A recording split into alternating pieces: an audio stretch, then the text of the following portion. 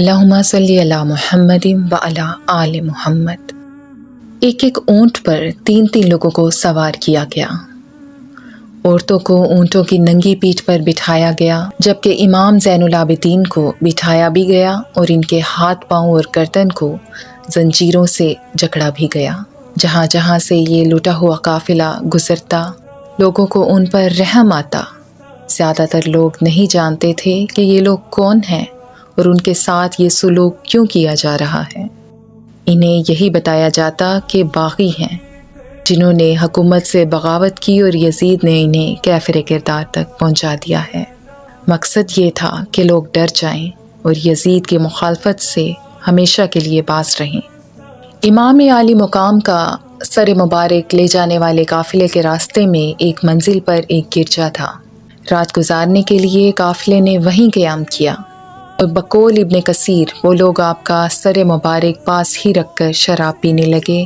इतने में पर्दे गैब से एक आहनी कलम नमूदार हुआ और दीवार पर खून से लिखा, क्या हुसैन को शहीद करने वाले ये उम्मीद भी लगाए बैठे हैं कि क़यामत के रोज़ उनके नाना उनकी शफात करेंगे। रवायात में आता है कि ये शेर पहले से दीवार पर लिखा था। चुनाचे अल्लामा इब्ने कसीर रहमतुल्लाह ने इब्ने असाकर रहमतुल्लाह से रवायत किया है कि लोगों की एक जमात बलाद रूम में एक ग़ज़वा पर गई। कनीसा में मज़कूर ये शेर लिखा हुआ देखा। उन्होंने लोगों से पूछा कि ये शेर किसने लिखा है। उन्हें बताया कि ये शेर तुम्हारे नबी की बासत से भी 300 साल पहले का लिखा हुआ है। जिस गिरजे में ये काफिला ठहरा हुआ था, इस गिरजे के राहिब ने जब शहीदों के सरों को नेज़ों पर और चंद औरतों को हालत असीरी और मजलूमियत में देखा तो उसके दिल पर बड़ा असर हुआ। हालात दरियाफ्त किए।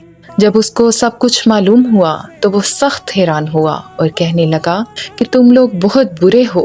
क्या कोई अपने नबी की औलाद के साथ भी ऐसा सलूक कर सकता है जैसा तुमने किया है? फिर इस राहिब ने इन बदबख्तों से कहा कि अगर तुम एक रात के लिए अपने नबी के नवासे का सर मेरे पास रहने दो और मुझे इन औरतों की खिदमत का मौका दो तो मैं तुम्हें 10,000 दिनार इसके बदले में दूंगा। वो जालिम सेम ज़र के ग़ुलाम थे, इसलिए उन्होंने 10,000 दिनार की खातिर एक रात राहिब के पास पड़ाव करना कबूल किया।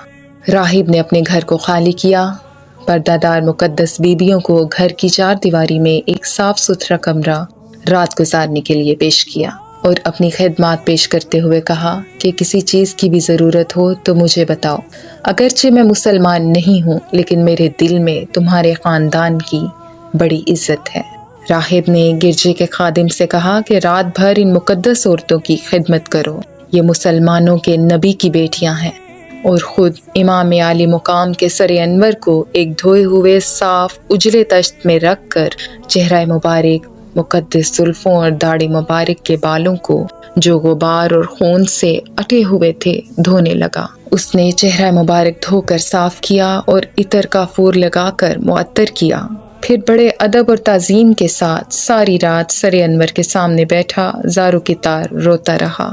सारी रात इस खिदमत के इवज़ खानवादा रसूल की मुकद्दस बीबियाँ इस राहिब को दुआएं देती रहीं। सरे हुसैन भी ज़ुबान हाल से उसे दुआएं देता रहा कि यकायक इस राहिब की किस्मत का सितारा चमका और उसकी आंखों से हिजाबात उठ गए और वो नूर जो खोली की बीवी ने अर्श से फर्श तक फैला हुआ देखा था वो राहिब पर भी मुनकशफ हो गया और उसने देखा कि एक हालाए नूर जो सरे हुसैन के गिर्द तवाफ कर रहा है। ये मंजर देखते ही उसके दिल की हालत बदल गई। उसकी ज़ुबान पर बेसाख्ता कलमा शहादत जारी हो गया। चूँकि उसने दुनिया की दौलत कुर्बान की थी, लिहाजा अल्लाह ने बदले में उसे ईमान की दौलत अता फरमा दी। उसने इमाम आली मुकाम के सर अनवर का अदब ताज़ीम की थी और अदब करने वाले बदनसीब और बेईमान नहीं रह सकते, इसलिए अल्लाह ताला ने इसको बानसीब और बाईमान बना दिया। चुनाचे अगले दिन जब काफिला रवाना हुआ तो वो भी मती और खादिम बनकर साथ हो लिया।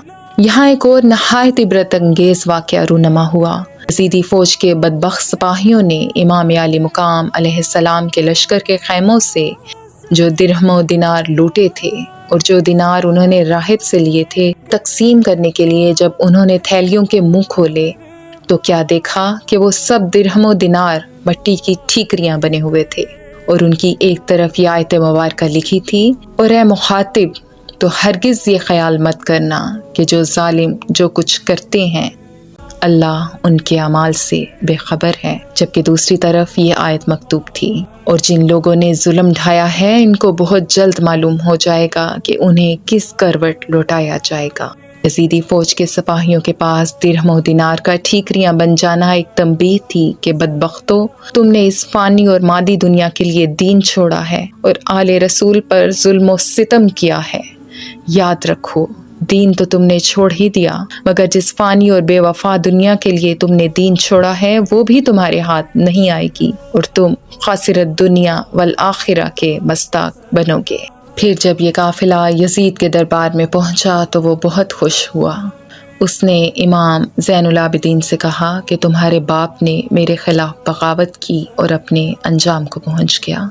ایک روایت میں ہے کہ جب امام حسین علیہ السلام کا سر انور یزید کے پاس لا کر رکھا گیا تو اس نے یہ کہا کہ اے کاش بدر میں قتل ہونے والے میرے اشیاخ بنو خزرج کا نیزوں کی ضربوں سے چیخنا چلانا دیکھتے کہ ہم نے تمہارے 2 گنا اشراف کو قتل کر دیا ہے اور یوم بدر کے میزان کے جھکاؤ کو برابر کر دیا ہے۔ ایمان کی بات تو یہ ہے کہ اس کھلے اعلان کے بعد یزید کے اہل ایمان میں سے ہونے کا کیا کوئی امکان باقی رہتا ہے، یا اس کے اسلام، آخرت اور جنت کے ساتھ کسی تعلق کا کوئی تصور کیا جا سکتا ہے؟